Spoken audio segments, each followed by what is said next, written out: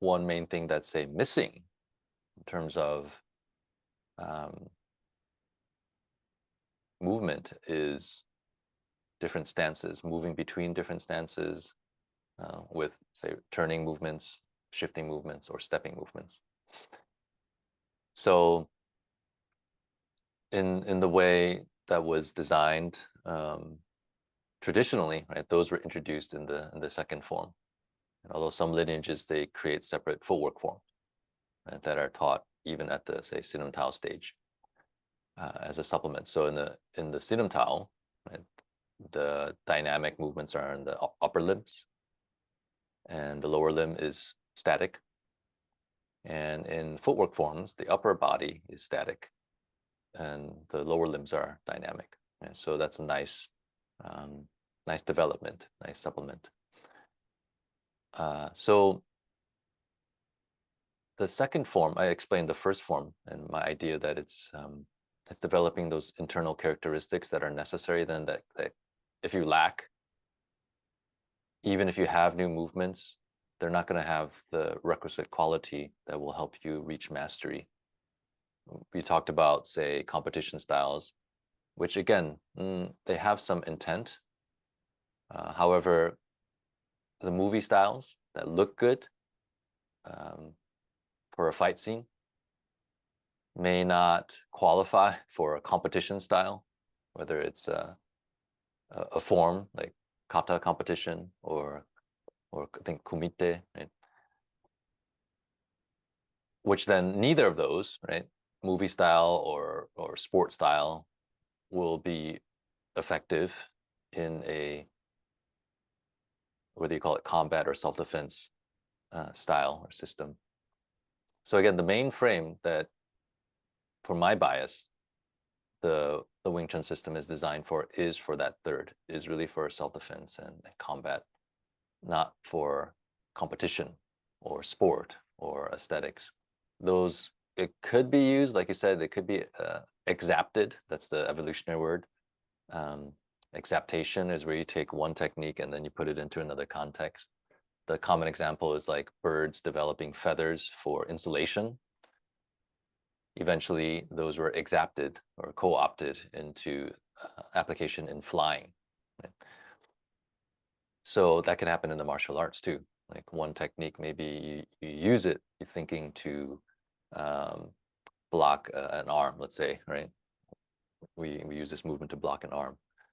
However, it can be exapted to strike someone's neck too. And so there's a lot of, and that's why the function and application is so important, right?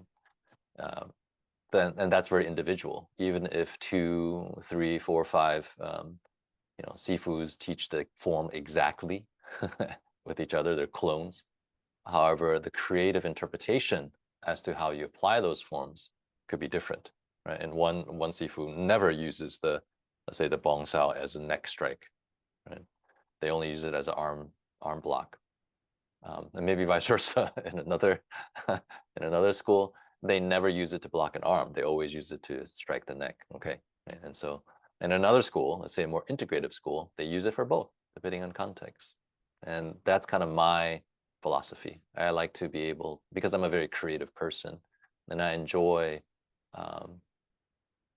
removing my filters as much as possible.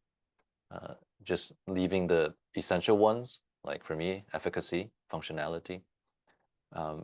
And I can put on the filter of history and this kind of tradition too. I use that. But if it's in the context of self-defense, I like to just put those glasses on of, okay, will this actually work? Is this technique multifunctional, right? Is this particular form, right? Technique from the form multifunctional? I love that. I love that. I tend not to like, okay, technique A is for function B, yeah, or technique B is for function D. That's it, right? I like to exact, right? Exaptation. I like to use that principle. I like to use each technique for 5, 10 different situations. Isn't that great? Right? Then in a way, you don't need as many techniques because they're each much more adaptable and flexible to different situations. So to your answer about Siu Nim Tau, does it contain everything you need? I would say yes, if you add your creativity to it. Right? If you train or if you try to apply the form exactly as it's performed in the Siu Nim Tau form formally, then maybe it feels lacking, right?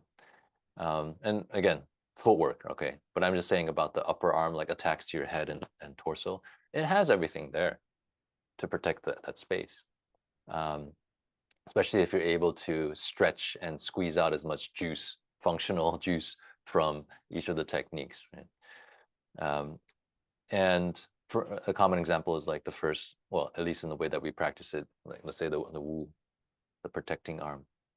I don't know if all lineages have that in the first form, but if you strictly say, Wu is only from the middle here, then it could work for strikes that maybe come in this zone here.